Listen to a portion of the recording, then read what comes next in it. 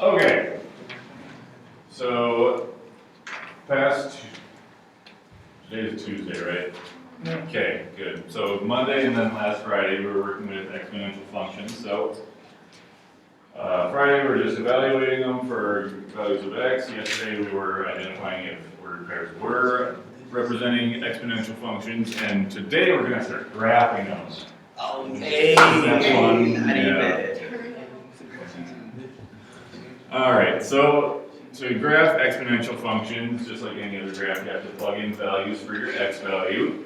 And then based on what you get out, that will be your y value. So get an x and y, as I drop notes. Get an ordered pair, and then you graph that ordered pair. So just for this one, the values of a and b are going to determine what quadrants your graph will be in, and then just remember that a can equal 0, b can equal 1, and then b has to be greater than 0. So, just for this example right there, we have our function y equals 2 times 3 to the x. So what's our a value in this one? 2. B is 3, and is a greater than 1? Yeah. A is greater than 1, right? So you can put that there. Is b greater than 1? Yeah. Okay, so b is greater than 1.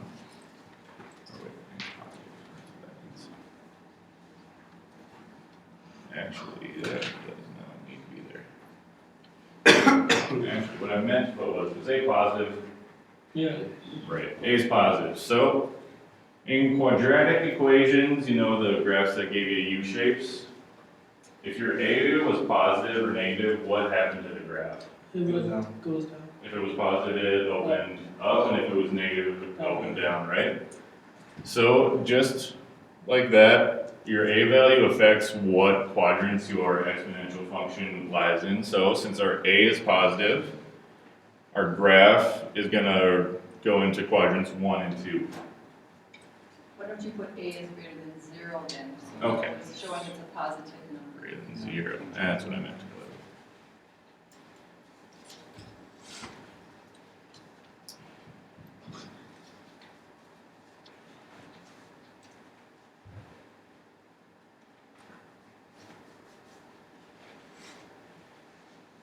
All right, and for our next one, we have our function there. What's our a value?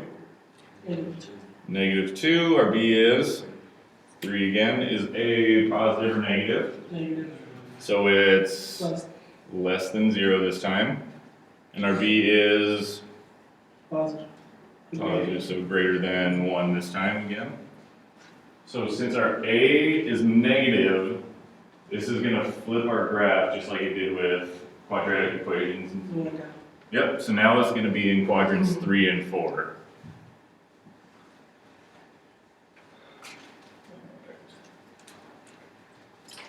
Okay, then the next one. We have our function. What's our a value for it? 2. 2. And our b is 1 over 3. So a is Greater than 0. greater than 0, b is 2. 1 third. So greater. it's less than 1 and still greater than 0. Because remember up here it says that b has to be greater than 0. Why do we put the 0 in there?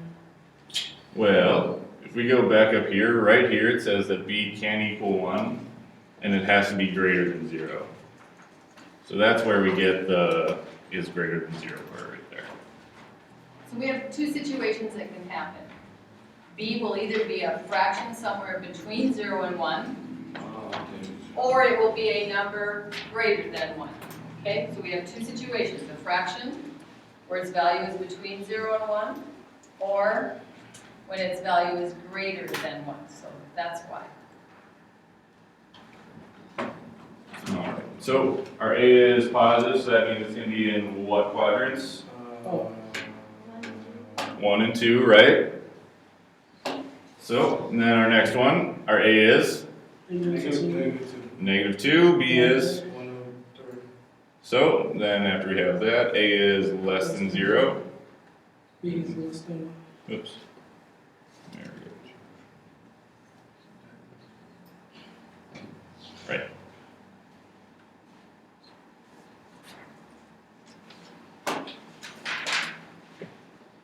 Between -1 and -2. Between -1 and -2 is 1/2.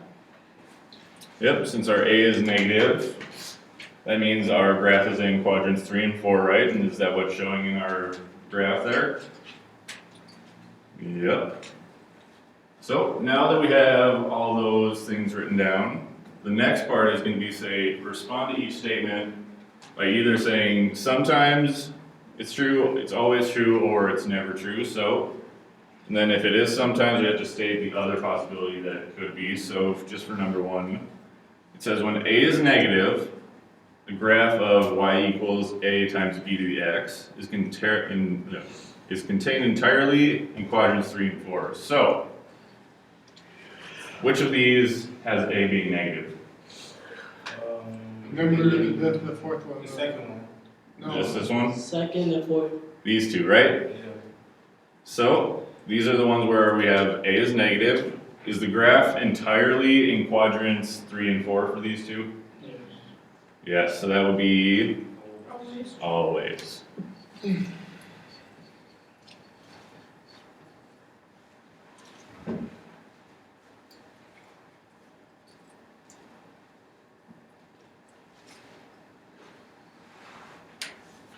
Alright, so number 2, it says the y-intercept of y equals A times B to the x is at A. So, what's the y-intercept again? The x, where the x touches, where the line touches the x. Right? Where the graph crosses the y-axis, right? So, if we're on the y-axis, what's our x value? 0. So if we plug in 0 for x, should we get A for our function? Right, so would that be sometimes, always, or never? Sometimes. Sometimes. Always. Always. Well, yeah, Always. always.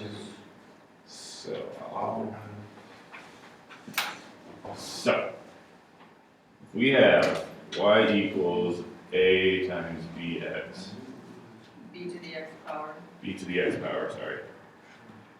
If we plug in 0 for x, because y-intercepts always have an x value of 0, A times b to the 0, what's anything to the 0 power? 1. What's A times 1? So would that be sometimes, always, or never? Always. Always. You have to find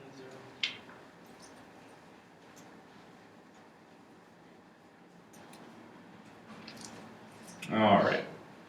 So, next one, number 3, when b is a fraction, the graph of y equals A times b to the x is contained entirely in quadrants 1 and 2. So, which of these graphs has b The equaling a last two. fraction? The last two? Okay. Sometimes. Okay, and it says it's contained entirely in quadrants 1 and 2. This one has them being in 1 and 2, this one doesn't, does it?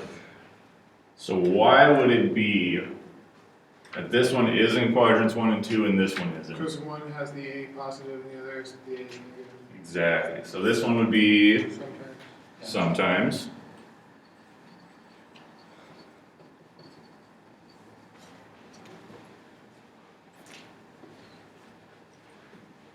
So what would make this true if it's contained in quadrants 1 and 2? If it's positive. If A is positive, right? So when A is greater than 0, which means positive, it is. And then for the other one, it would not be in quadrants 1 and 2 when A is negative, right?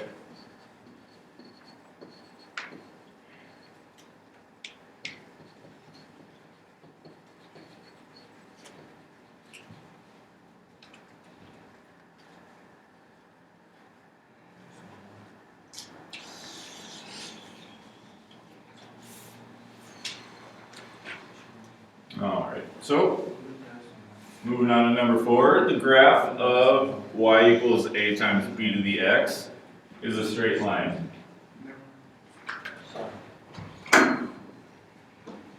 So would it be sometimes, always, or never? Never. Why? Do I just have to take your word that it's going to be never? Yes, It's always curved. it's always gonna curve. So in all of these examples, it's never a straight line. Trey? It's gonna curve because of the equation that we're putting it in. Like if we put it in like a different equation, like when we did the parabolas when it was curving and stuff, we had it in a different we had it in a different equation so that way it would curve that way. So it's curving this way because we're putting this specific type of equation, y equals a b to the x. There you go. So, based on what Trey said, would it be a straight line? So would this one be a sometimes, always, or never? Never. Never.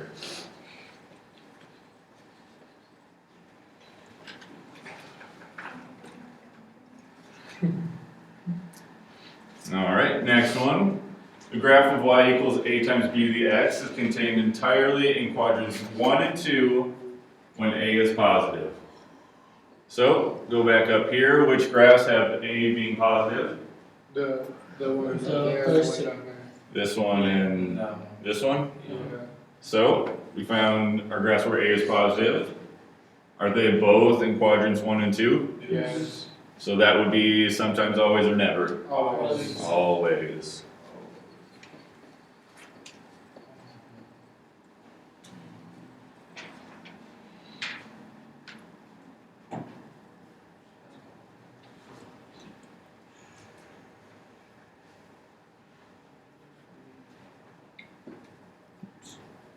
Alright, next one. The graph of y equals a times b to the x is in all 4 quadrants. Yep. So that'd be sometimes, always, or never? Always? So for all of these, they're all in quadrants 1 through 4? No, never. So, okay, why?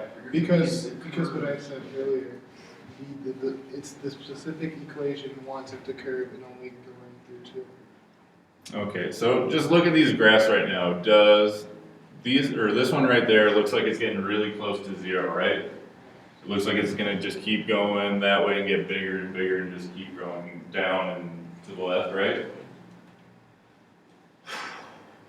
What if you were to put a giant negative number into an equation like this?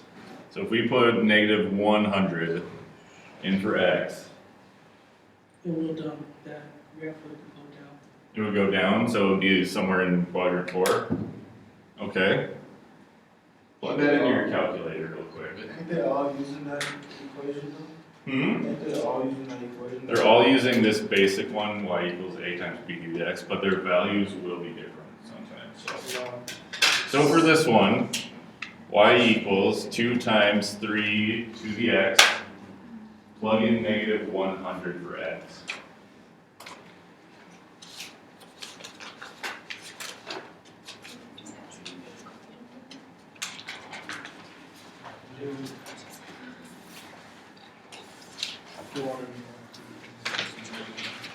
Get it there? Hmm? Get it there? 1.030. So you got 1.030. So, It's in scientific notation. okay. Oh, I didn't use it? No, I'm being scientific notation. So, Shamarky got 1.030, but it was in scientific notation, so it would be 0 or 0.0001030. So, even though negative 100 is all the way over there off the side of our graph is still not crossing 0, and it will never cross 0. Not 0, the x-axis. The x-axis, excuse me. So, Where y is equal to 0. or y, okay. So no matter how small the number you make x, it will never, ever get to 0 for y. It will get closer and closer, but it will never get there. What happens in that first one, when you take values that are, you get larger and larger for x, what's gonna happen to the y? What's happening to the y? As the x's get larger, what's happening to the y's? Maybe it's larger. In that very first one in the upper left corner, Yes, larger. the y's are getting larger and larger, aren't they? So, is this graph ever going to go into quadrants 3 and 4? No. Okay, how about the second one over on the top right? Is that ever gonna go into quadrants 1 and 2? Yes. No, it's not. It started out really close to the x-axis at a very small number for y, and it's going down. As the x values get bigger, the y values are getting smaller. Will it ever get into quadrants 1 and 2? No. No. Do you think either of those other ones are ever going to get into the other quadrants? No. No, they're not. So will any exponential graph that's up there ever be in all 4 quadrants? No. So this would be never.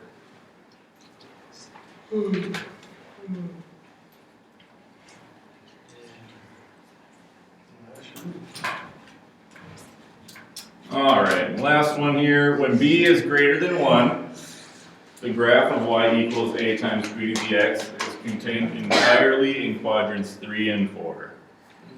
So go back here. Which of these has b being greater than 1? All of them? No. Just these top two, right? Because we have b is greater than 1 there. So it says the graph is contained entirely in quadrants 3 and 4. Are both of these in quadrants 3 and 4? No. Okay, so would this be sometimes, always, or never? Sometimes. And then if it is sometimes, we have to give reasons why. So when b is greater than 1,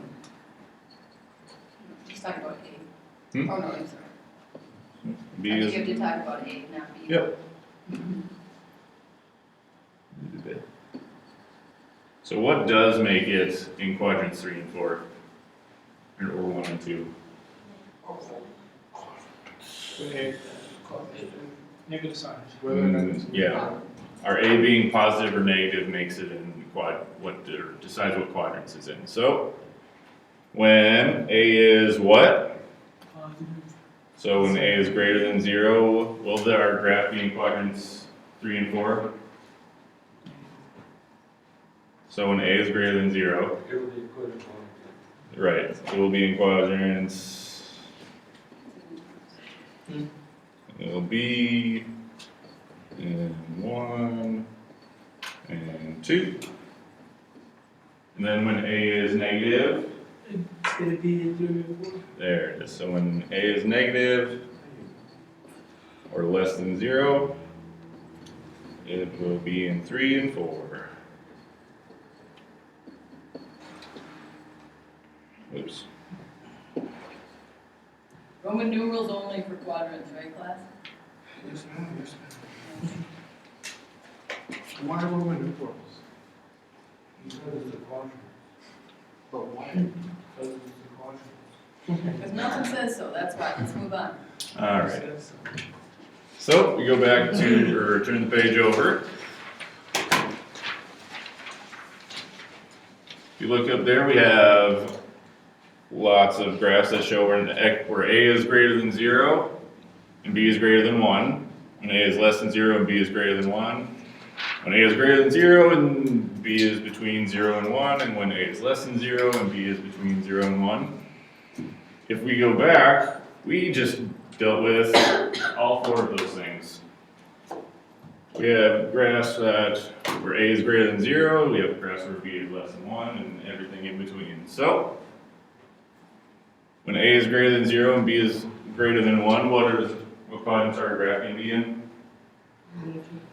1 and 2. And then when A is less than 0, what quadrants is it going to be in? 3 and 4. Okay, same thing for these two, right? A is positive, it's in 1 and 2, and when it's negative, it's in 3 and 4. So, tell me something that you notice between these two graphs and these two. These first two and these two. What are some differences that you see between them? The first two, Trey? The type of graph it is makes a difference on how the line goes. Okay. Can you explain more about that? Well, like, in the first one, how it looks like an upside down T, and how the second one kind of looks like a cross. And then Mhm. the other ones are just like straight lines that are equal to each other in size. So Okay. that makes a difference in the size. Right. Typically what I do with this is I have them see, let's look at the one that's already graphed there. Y equals -3 times 2 to the x power. What's the A value? 3, -3. What's the B value? 2. So which of those four up there in that summary should it match? A is less than 0, B is greater than 1. So which should it, which one's behavior should it The have? second one. The second one, This one. okay? So notice they've already made the table and they've already graphed it. Does its behavior copy it? yeah, In other words, if they're doing the same thing, they're both starting in quadrant 3 up near the x-axis, and they're falling into the fourth quadrant. Okay, that's what we're gonna do. We need to start graphing, and when we're done graphing, we should then compare to see if we have the behavior that matches. Okay. So, for number 8, what's our A value for it? -4, so A is greater than or less than 0? plus the A is less than 0. What's our B value? 0.5, So, what is it? less than 1, Less than 1, but greater than 0. greater than 0, right? So, then for those x values, let's just plug those into our equation. So we have -4, 0.5 to the -2. And you guys can figure those out. Is where how calculator is gonna come in real handy. Mm-hmm. What do you do first in your calculator class? You do the parentheses and the X power. Yeah, the parentheses and the x, you take the 0.5 to the power, and then you go back and multiply that times what? -4. -4. Okay, go ahead and complete your table. Get your y values. What are they rounding to? You start with the -2. There's no rounding needed, okay? After this one. Okay. Yeah. Yes. Show me how you got the first one.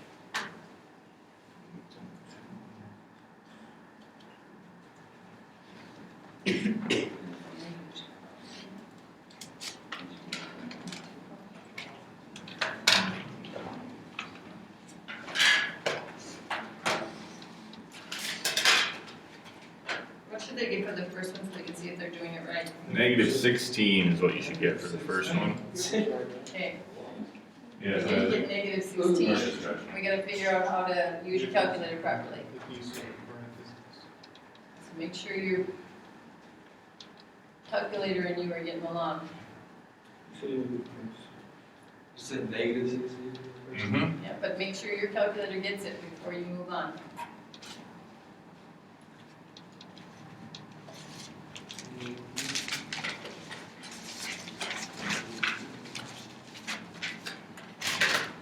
Okay. Base it first and then take it to the power.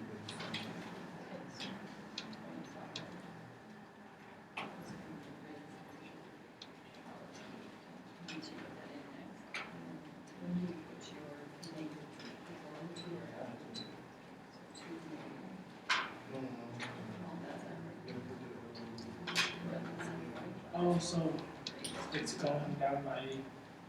Hmm? Great, so by it's going down by 8. I don't know, I don't know last time, but I'm pretty sure. Don't have a 8.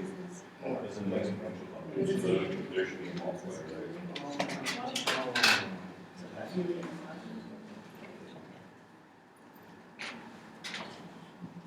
Anybody not being successful, need help?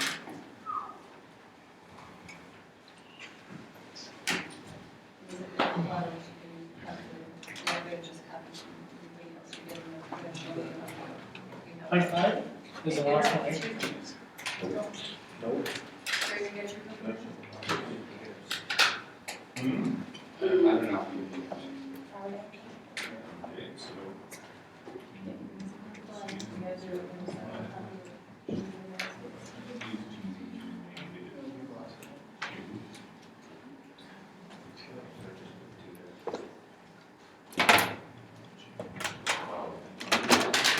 3 times negative 2.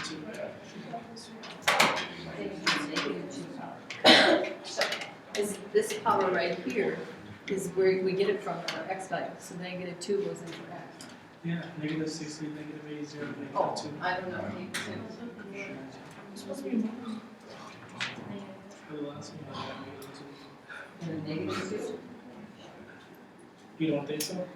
you should. Oh, yeah, I guess you should. Well, I'm gonna be Wait, Mr. Graham, can you come here for just a quick second? I just want to double check. Right, the reason I'm not sure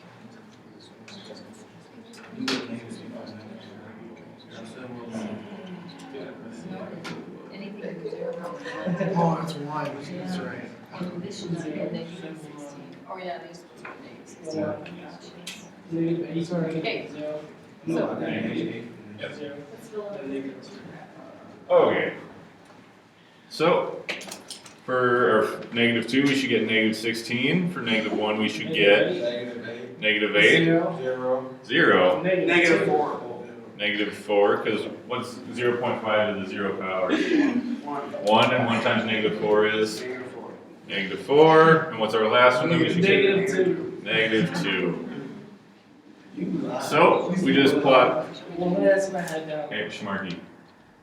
I just changed it. Schmarky. Thank you. So now we have an x and y value, so we just plot these points. We have negative 2 and negative 16. So we go over to negative 2 and all the way down to negative 16, wherever that may be. That's right there. Okay, and you just keep plotting all your other points. Hmm? I don't think some of them are graphing their points. Okay. Graph your points. So that's what he's doing. 16. You guys do it too. Negative 1. Negative Graph your ordered pairs. We have ordered pair negative 2, negative 16. Negative 0. I wasn't gonna read it, You just just said the wrong. said the wrong page. 1. Negative 2. Mark, you plot it. So do we tie it in with the x, the x? Good job.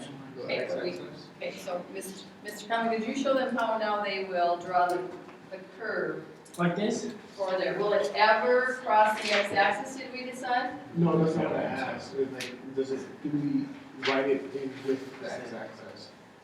Do we write it on the x axis? Yeah. We get it You really get it close to it. super close, basically on it, Really but close. it's not actually touching it. So, once you have your points plotted, you just make a nice little curve going next to the x-axis, but it's never gonna cross it. Even if it looks like it's on it a little bit, it's okay, but don't get above it. Right. So, this is what our graph looks like. It's in quadrants 3 and 4, right? So, and we found that these are our A and B values. So A is less than 0, and B is between 0 and 1. So if we go back up here, which of these matches our graph that we just did? The last The last one is A is less than 0, one. and B between 0 and 1, so do we have the same behavior? Yeah. Yeah. Yep. All right, you guys can do the second one. That's our worksheet, right? Those last two? No. No, this is just the rest of the notes. Oh. He was We're getting off Are we that. supposed to get decimals for the It's so second one? funny. Yep, and you will just have to round to the 10th, so just the first one should give you a decimal.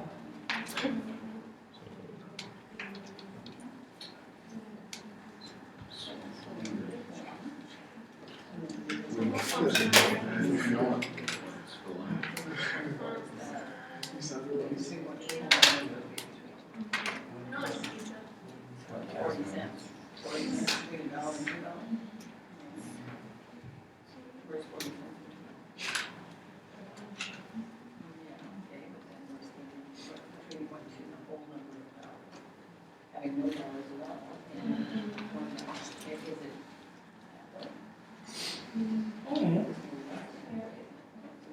bit less than halfway up between 0 and 1.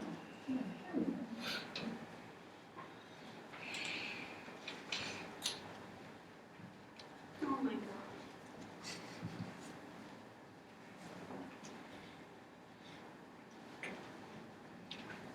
What's gonna be the first one? The first one is gonna be Negative 1, 1. 0.4. What? What? Yes. I didn't know you. 24, 210. That is outrageous. Because apparently you're talking to the number. No, that's not how I did it in my head, because I thought it was just.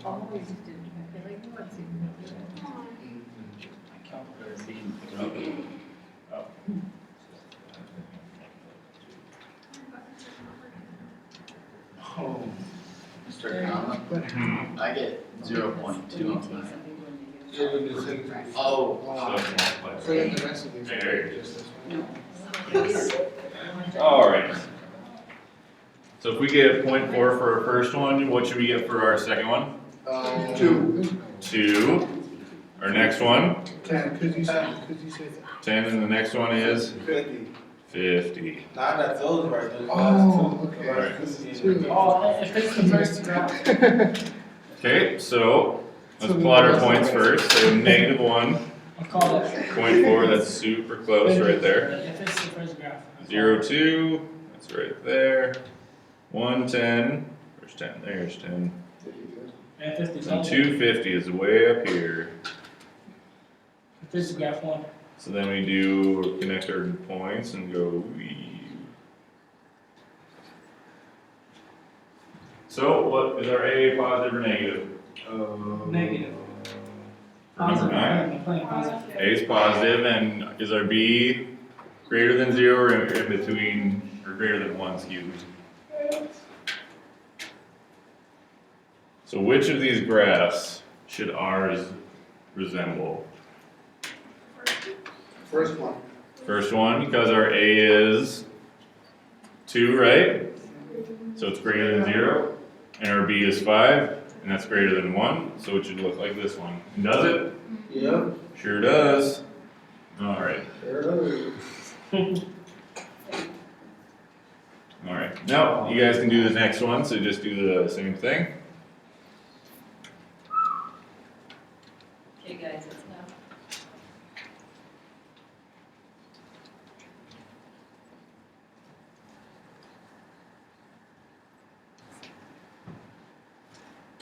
And your first one should be negative 0.5. You got negative.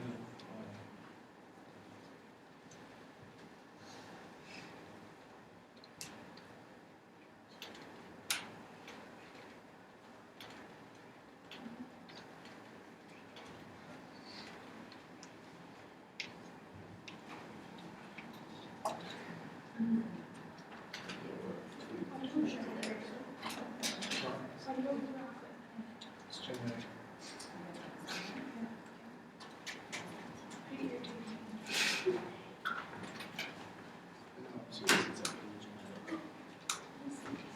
Alright, so our first one was negative 0.5. What should we get for the next one?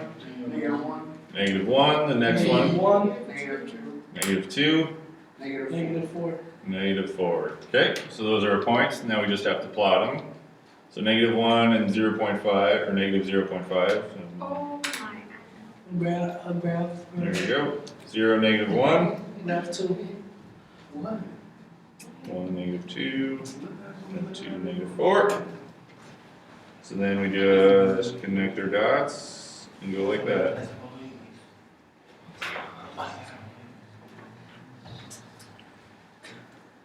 So what is our graph, which of these does our graph look like? Second one. Second one, and that's because our A is Less than 0.